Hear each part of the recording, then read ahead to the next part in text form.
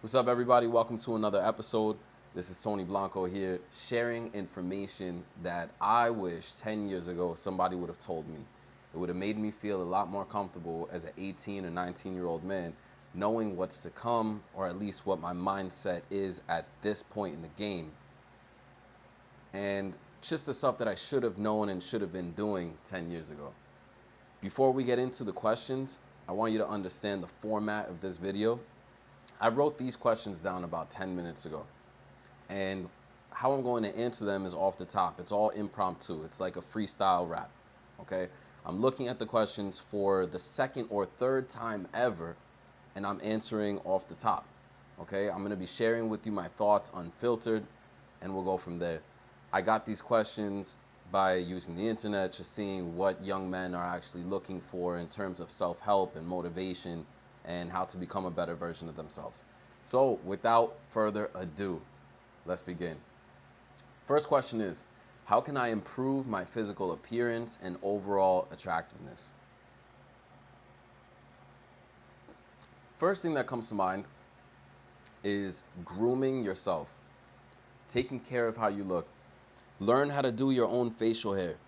You see, I always do this thing right here, the color changes. You could see that I actually do grow hair here, but I shaved it just yesterday, and I shaved it in a way that I get the nice little line that I want to get. This is a look that I've had since I was young. I want this look. This is a Tony Blanco feature, right? So you're gonna have a different hair type. You're gonna have a different skin color. You're gonna have different things that really bring out your character and or make you feel better as a young man and performing better.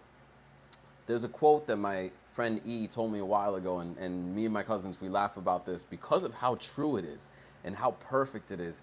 This guy nailed it. He said, when you look good, you feel good. When you feel good, you do good. And when you do good, you get good results. I mean, let's run that over one more time. When you look good, you feel good. When you feel good, you do good. And when you do good, you get good results. So what does it come down to?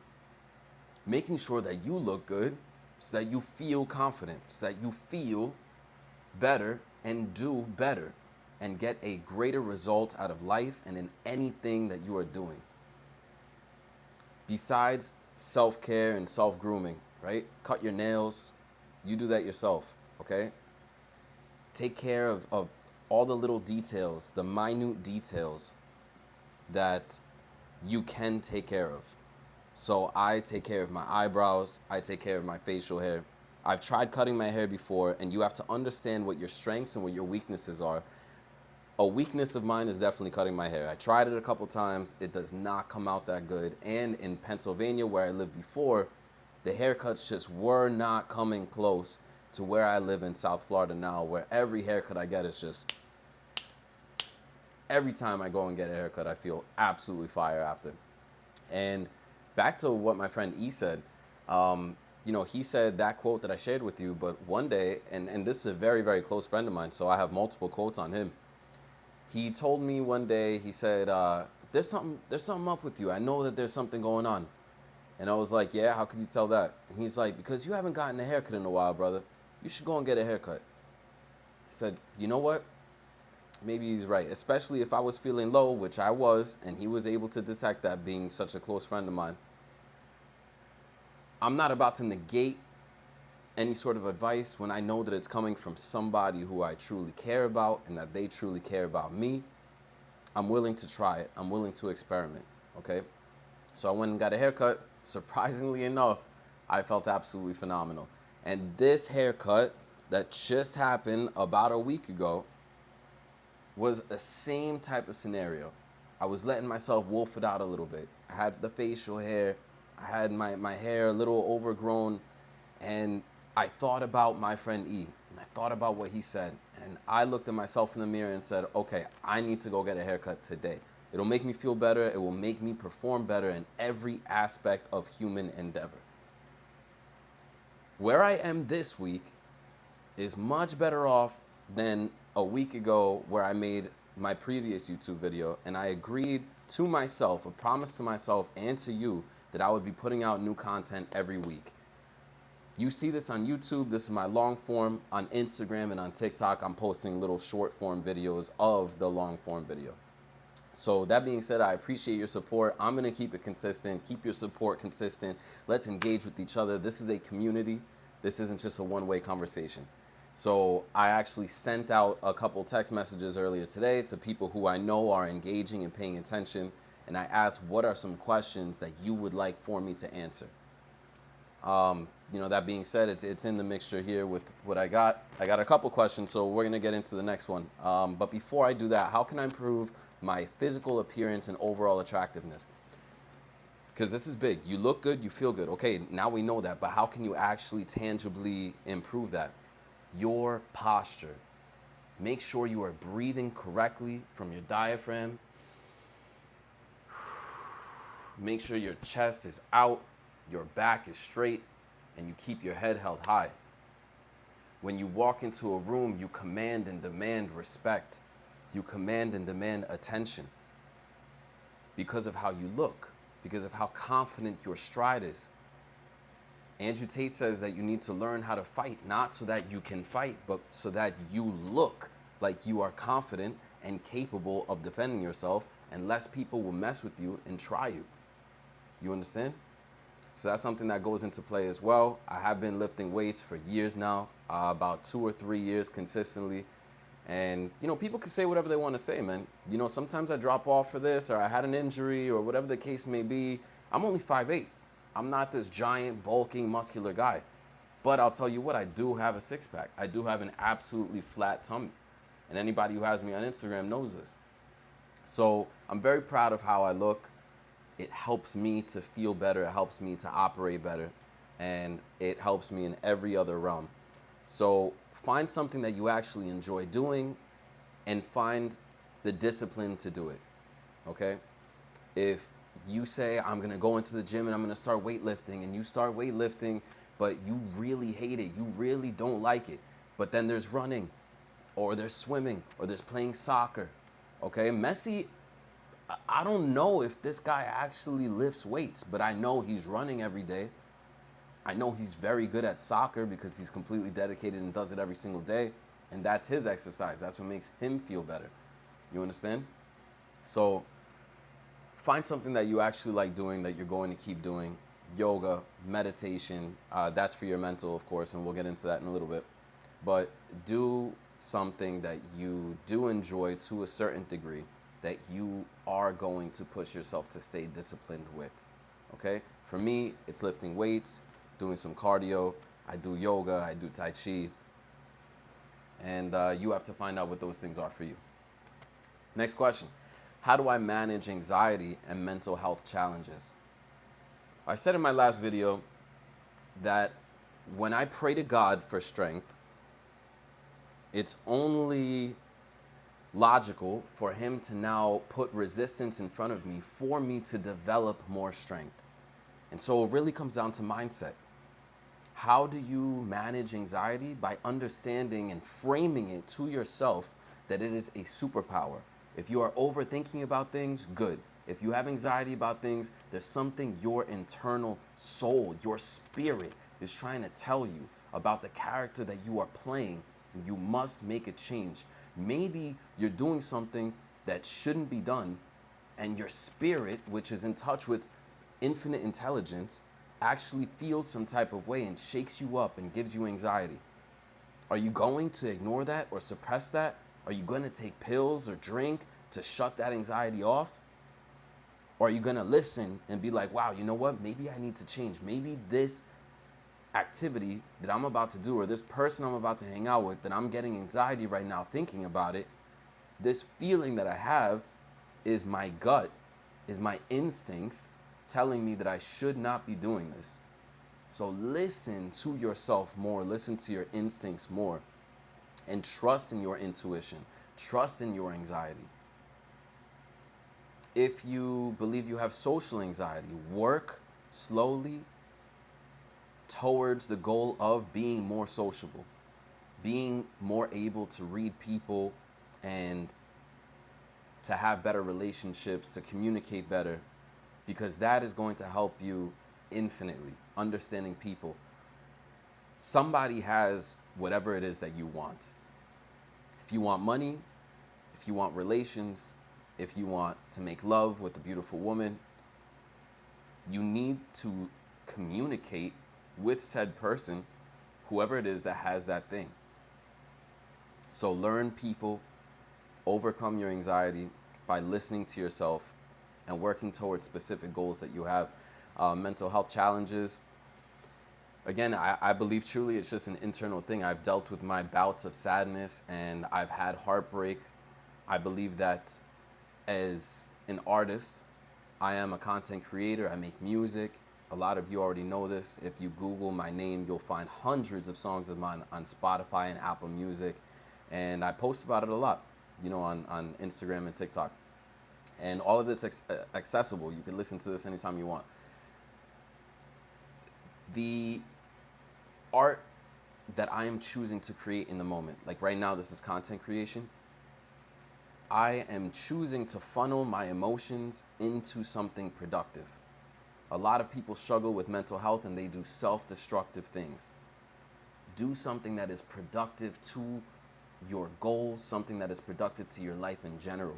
So if you have mental health challenges that you're dealing with right now, take a deep breath,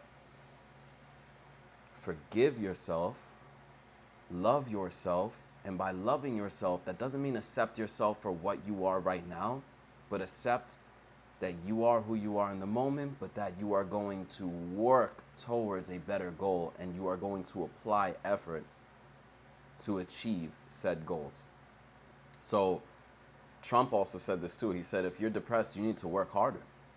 Tate said the same thing. If you're depressed, you need to work harder. You should not have time to be depressed. If I wasn't creating a video right now, maybe I would be sad. Maybe I would be depressed. Maybe I would be, if I wasn't working towards a goal, if I wasn't working towards building my personal brand and building a future for myself, maybe I would be depressed. And that's the times that I've struggled with sadness and depression the most, when I wasn't keeping myself busy and working towards something that is highly productive with my passions and my goals in life. Question 3, steps towards personal growth and self-improvement in 2025. Well, I didn't even drink this mate. I'm already pouring more water.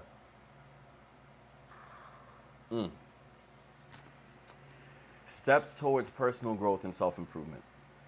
I would say following the first 2 questions that I gave, working on your physical appearance, going to the gym, making sure that you look good, that you feel good, that you're taking care of yourself, and listening to your intuition more. Steps towards personal growth and self-improvement. Have mentors. I have not paid a single mentor yet. I've had mentors in real life, or I've worked for somebody in real life, and this is super important.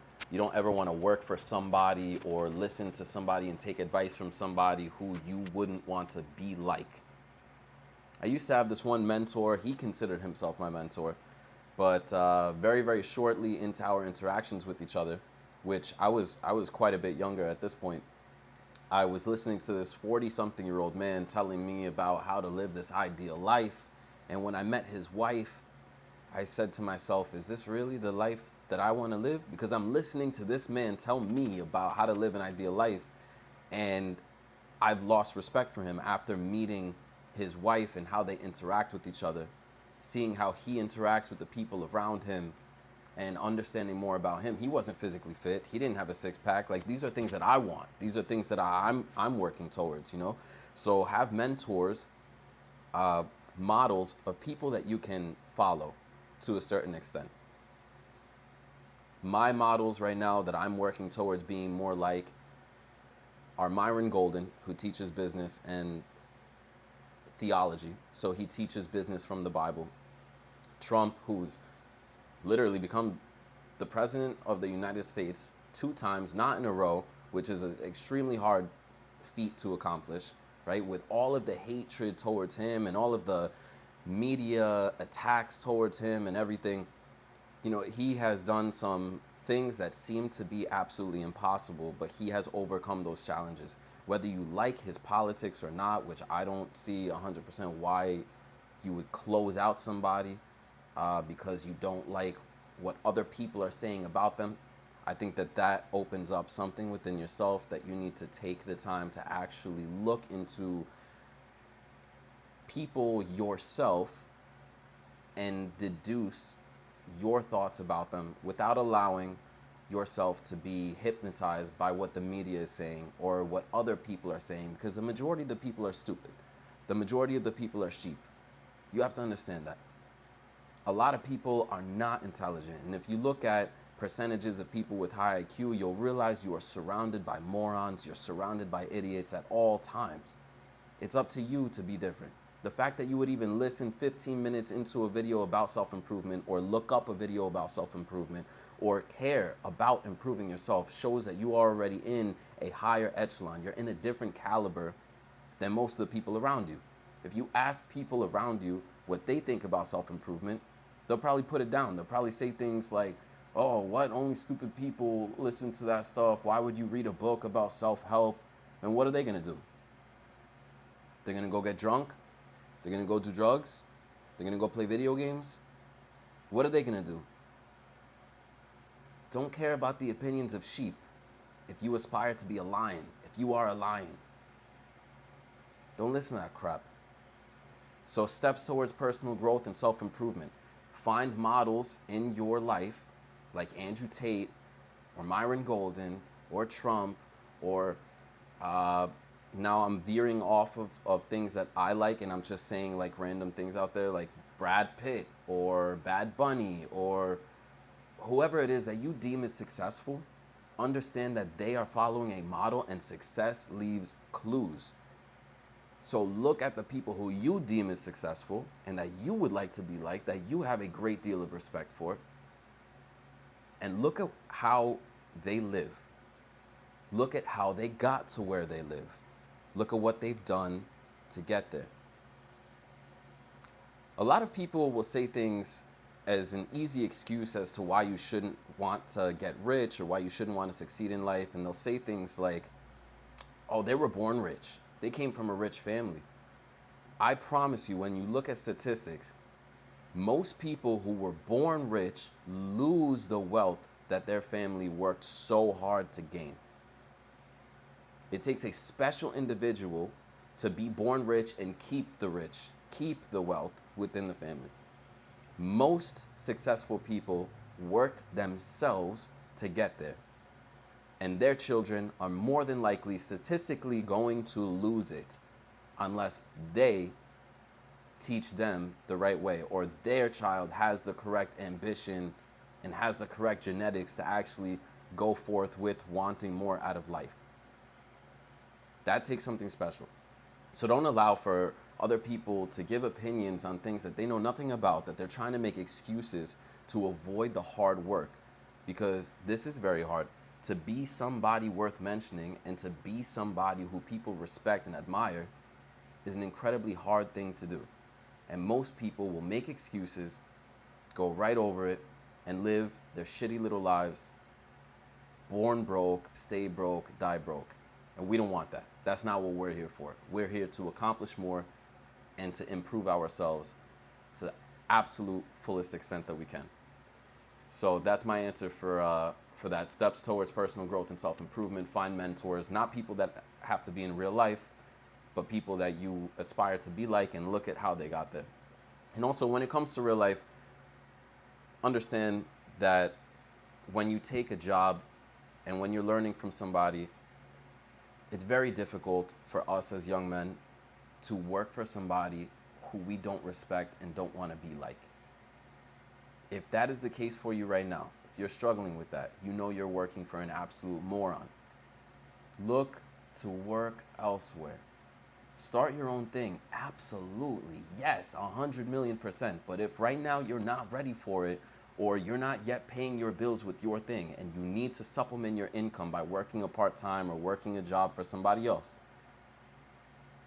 hopefully, and the best possible route to take would be to work for somebody who you respect, at least in one aspect, that you highly respect how they set this certain thing up, and you're going to learn from them and you are going to replicate that.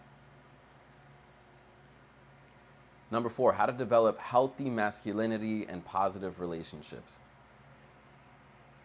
So I saw a video today that said something about how what makes an alpha and a beta is how they view their mom. And that if you, as a man, are seeking the love of your mother in other women, then you are a beta because you have this emotional need, right? And so now, this being this newfound information that I just got, it has me now looking very retrospectively and introspectively into how do I love. That's something I need to work on, but that's something I figured I would share with you. And just because I'm saying something doesn't mean that I'm an absolute master at it. I am working towards mastering myself, which is going to be a lifelong process. Self-mastery you will do till the day that you die, okay? So new information, share that with other people, share that with people who want to grow as well. That's exactly what I'm doing right now. When it comes down to healthy masculinity, I believe that we are here to provide, we are here to protect. And economic success and financial independence is the scorecard for that. It's a scorecard for life. It's the points that you win in a game. The more money that you're able to accumulate, because money is a very spiritual thing, and you get paid in the amount of value that you bring to people and the marketplace. That is essentially the scorecard for how much of a man you are, how successful you are at healthy masculinity and positive relationships. Because if you are a piece of shit, people will feel that, people won't want to deal with you, and people will not do business with you. Okay, but if you provide and protect, you add value, you create value, you give more than you take, then these are things that you will be rewarded for. You never put your hands on a woman. You are polite, you have manners, you're well-spoken. This is healthy masculinity. You have outlets in order to outlet your anger or sadness or whatever emotions that you're dealing with in a healthy and positive manner, like creation or art. That are some of the steps that you can take towards healthy masculinity. And I'm only 28. I'm going to be 29 this year. I'm still learning to be a healthy man, as you could tell. So I'm sharing that with you. The more that I learn, I will continue to share with you. Okay, positive relationships and healthy masculinity, I believe, come down to just the aspect of providing more than you are actually taking from people. If you're a snake, if you're dealing with people and you're taking, you're thinking about what you can get from them, that's not very healthy. But if you are bringing value to people, you're seeing how you could fill in the gaps, you're recognizing what somebody could use to help them, and you do that for them, then I believe that that's very healthy. And there are givers and there are takers in this life. Givers don't know when to stop giving, takers don't know when to stop taking. But that doesn't mean that because there are takers in your life and you're a giver and they don't know when to stop taking, that doesn't mean that you should change your nature. You should change who you are being giving with. If there's somebody that's ungrateful, somebody who is just using you, recognize that. Do not change who you are, but recognize that and move on. Cut your losses and move on. Help people who deserve to be helped.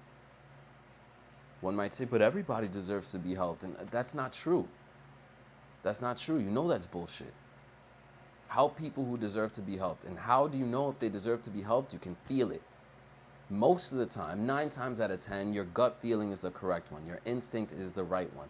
You need to make decisions based on your instinct and your intellect together, in tandem. They're working together to protect you. That's all we have as human beings, our instinct and our intellect.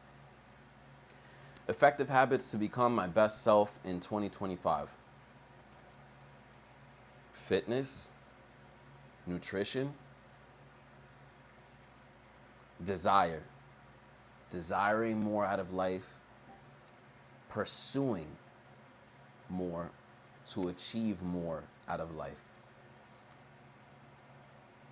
Effective habits would be waking up earlier, drinking less, not smoking weed, going to the gym, going to train, interacting with people in a more healthy manner, and overall, the number one thing, consuming knowledge that will influence you to become a better individual. That is super important. That is one of the most effective habits that you can use to become a better version of yourself in 2025, is to consume knowledge that will help you. Because we live in the state right now where there's a lot of media. We have our smartphones. We're constantly consuming media. And most of it is absolute garbage. But if you are consuming media that is helping you grow and be a better person, and that is a very effective habit that you can take on. Get 1% better every single day. Learn more, be more. How can you balance social media usage to improve mental well-being? I guess I got a little bit ahead of myself with the last one, because the short answer and the very straightforward answer to this is to consume better content. And on top of that, let's go a step further. Be less of a consumer and more of a creator. If you spend hours a day consuming garbage, you are what you eat. Even if you consume it through your ears, you consume it mentally. You are what you eat. What you are putting inside, you cannot get out greater than what you are putting inside. So put in good, get out good, okay? Watch what you're consuming and create more than you consume. That's my advice to you when it comes to social media. Key questions to ask yourself for self-reflection and growth. Can I be doing more? Scrap that. What can I do more? How? Can is a yes or no question. How is a thought-provoking question. It's open-ended.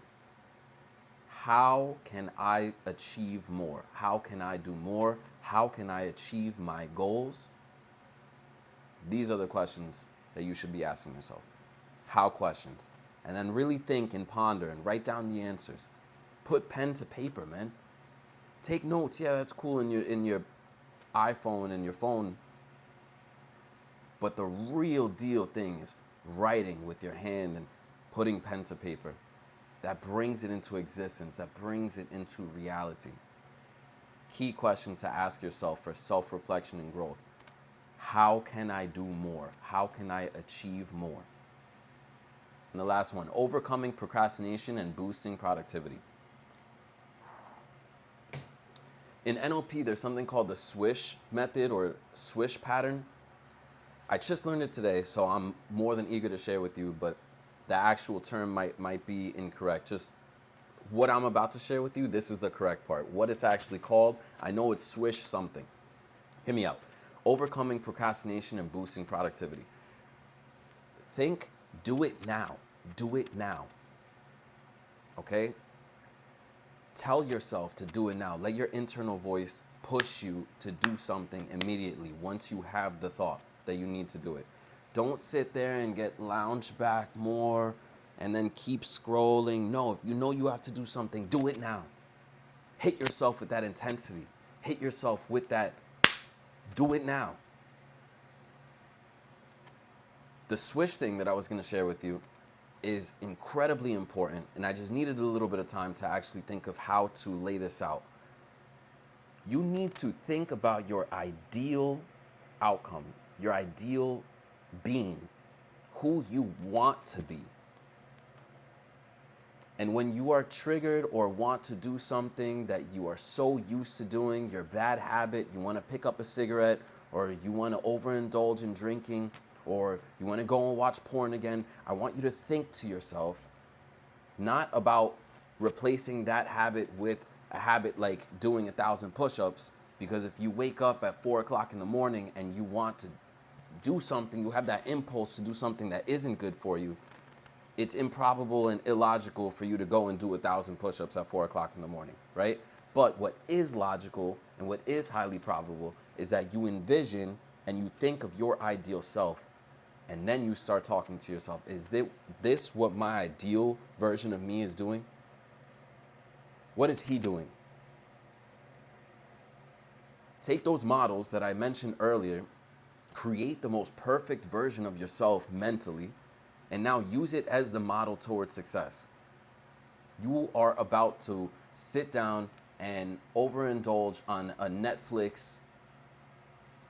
What is that called when you watch so many movies at once, or you watch a bunch of you're about to binge watch Netflix, okay? Whatever the case may be. You're having a little marathon at home. You're gonna watch 5 movies in a row, wasting damn near 10 to 11 hours when you should have been reading, you should have been creating, you should have been doing something that's actually going to bring you closer to the ideal version of self. And so come down to this thought process, okay? When you are about to do something that you know that you shouldn't be doing and you no longer want to do it and be held to the chains of your bad habits, I want you to think of what the ideal version of you would be doing.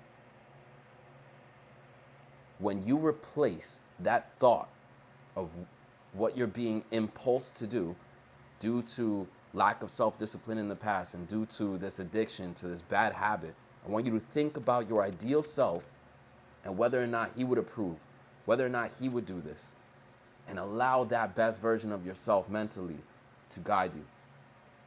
Now I'm gonna wrap this all up by saying, I'm not sure if I mentioned God not one time in this video, but I'll tell you what, that is the ultimate success principle. Don't believe in just yourself. Believe that God has your back. Believe that God wants you to be the best version of yourself. Believe in God. It doesn't have to be a very specific text or a book that I'm telling you this is the religion that you should be following. You could be Muslim, you could be Christian, you could be Jewish, it doesn't matter. You could be any sort of denomination, as long as you believe in a power greater than yourself. You believe in God, and you understand that it is not just you in this world, in this universe. There is something much stronger than you in this universe that created this universe, that made you in his image. This will give you overwhelming strength, and this will help guide you to being the best version of yourself. With that being said, I just want to thank you so much for watching this video. I want to thank you so much for having an interest in being the best version of yourself. I can't wait to see what you will achieve, what we will achieve together. I'll see you next time.